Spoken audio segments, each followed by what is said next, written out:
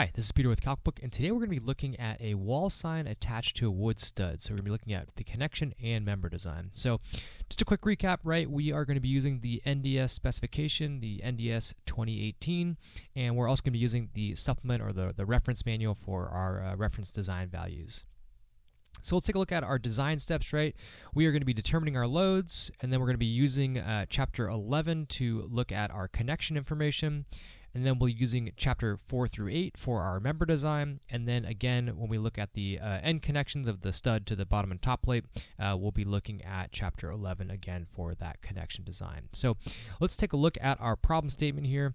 We are going to be checking wall studs for a new wall sign that is going to be attached to the front of it. So our sign is 4 feet by 2 feet. It weighs 1,350 pounds. That is spread across 3 studs, as you can see there in the image. Our seismic horizontal force is 945 pounds, and our vertical force is 270 pounds. And we have 2 anchors per stud, lag screws into the stud. So you can see there we've got basically 6 lag screws attached to 3 different studs. And we've checked our wind and our seismic controls for this design. Our wall stud information, we've got 2x6 Douglas fir larch number 2s at 16 inches on center, and they are 9-foot long studs.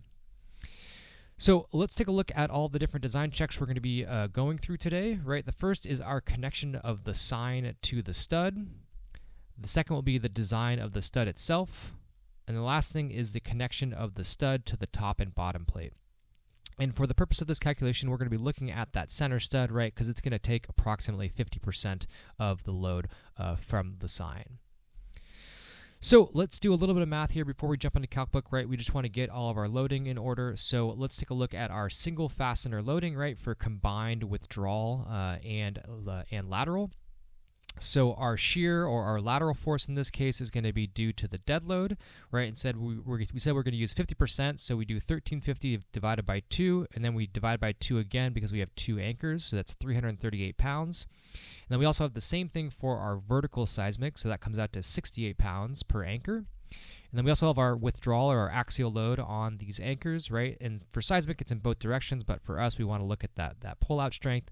So that's going to be 945 pounds divided by 2 gives us 237 pounds per anchor. And then for our stud loads or our member design, right, we have our axial load, right, which is just due to the self-weight of the sign.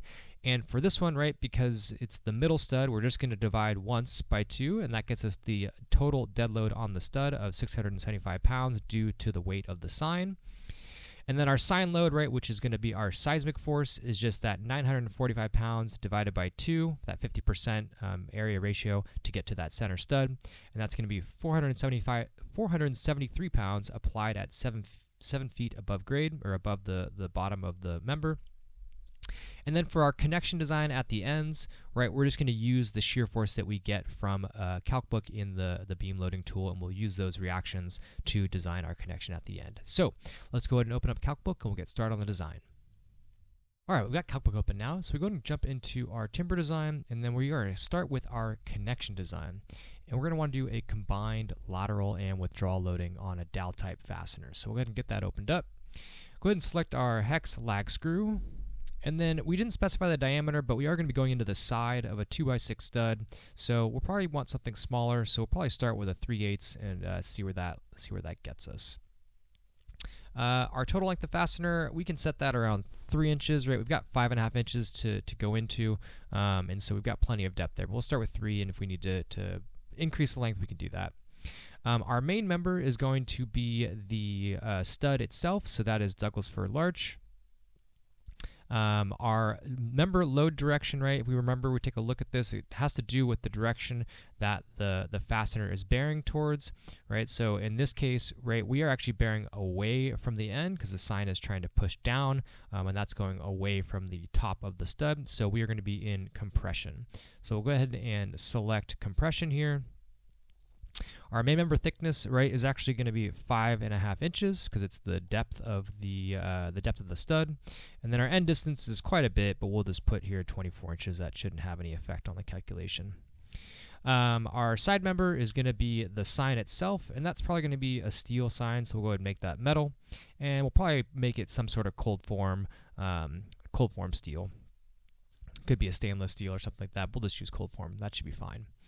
And the side thickness for this, it'll be pretty thin, but we can just say 1/4 inch as the worst case.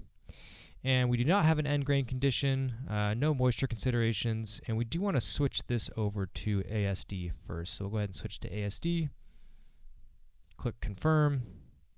And since we are looking at seismic load, right, we can do a 1.6 load factor there, load duration factor. And I think we've got all of our inputs set up for this. We just need to go ahead and select our demand.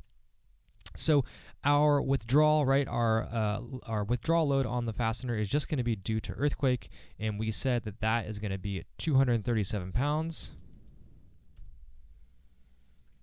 And then our lateral or our shear load on the fastener, right, we have a shear load due to dead, which is going to be 338 pounds, and then also a vertical seismic of 68 pounds per fastener.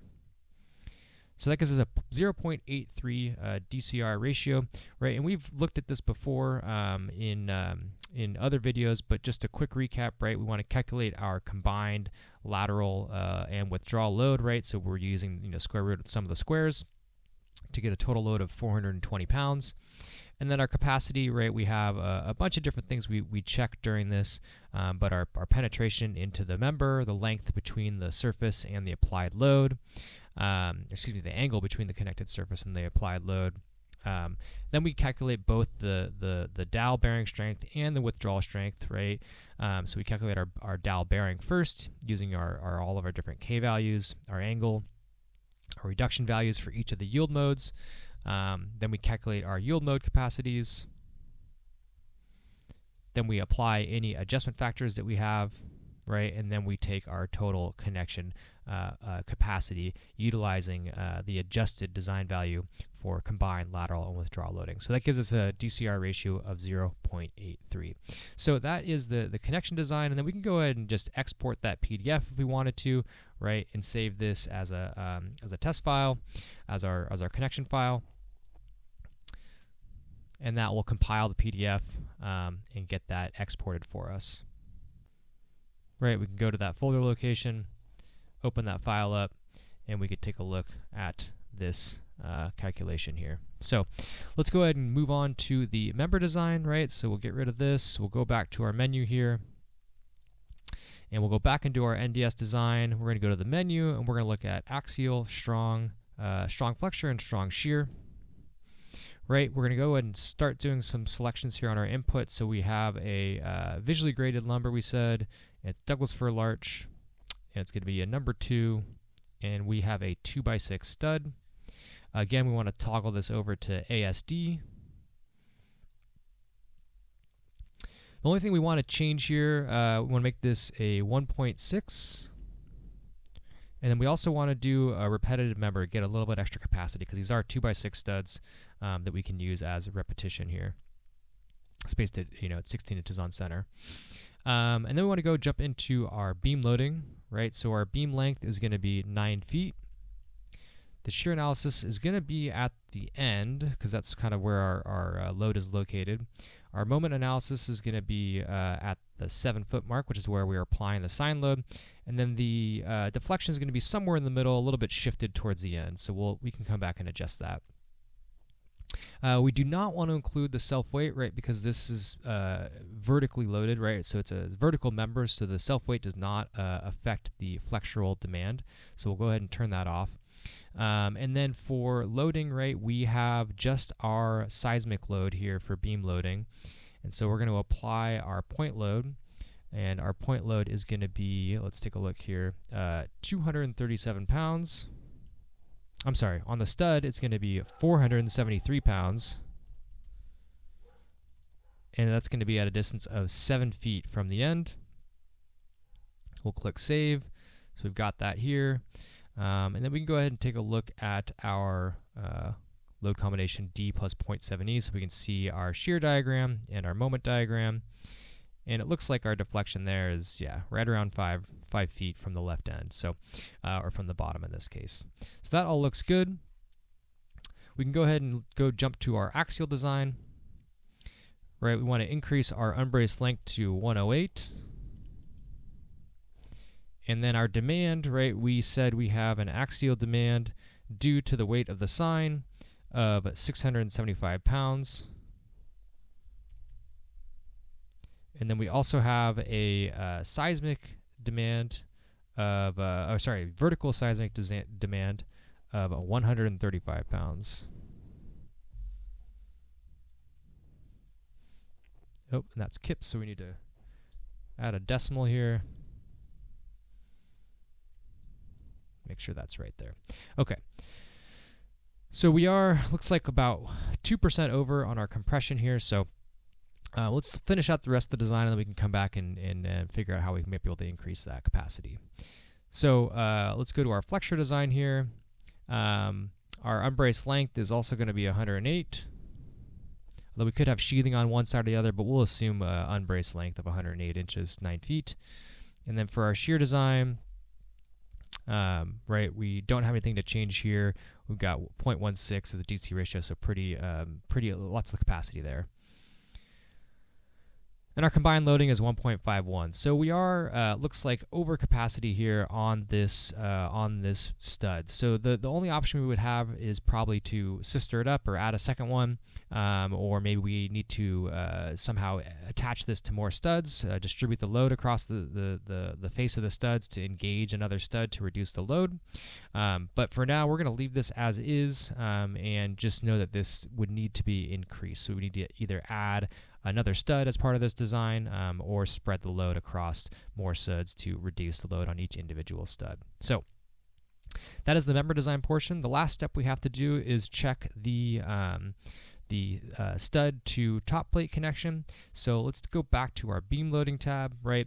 And our critical shear is going to be at this 9-foot mark, which is going to be a earthquake load of 370 pounds, or we can just take our ASD load combination 8 of 260 pounds and just use that for our connection design. So let's go back here to our main window, jump back into timber, connection design.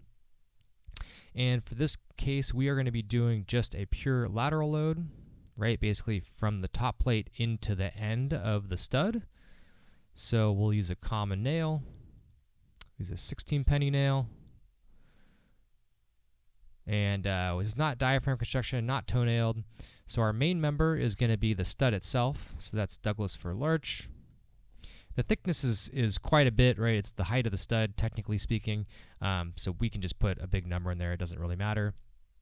Our side member is also wood, and that's going to be Douglas fir larch. This would be our top plate, and that is going to be 1.5. You might have a double top plate, so this might be 3 inches, but just for this calculation purpose, we're just going to use a single top plate and call it 1.5 inches. The end grain condition we do need to update, right, because we are going into the end of the stud there, so we do want to make sure we check that. And again, we want to flip this over to ASD, keep our design consistent, and put this to 1.6. And then our demand is just going to be the load that we got from the output, right? And since we already had the load combos and everything, we're just going to go ahead and put this at 260 pounds. So we are over by 1.72, but we typically would put 3 nails into the top plate for this connection. So if it was 260 total divided by 3, that would be 86 pounds. So 86. And we are well within capacity there. So that is a full check on adding a sign to an existing stud wall. We hope you enjoyed the video. If you guys have comments or suggestions for other videos, please let us know in the comments below, and we'll see you next time.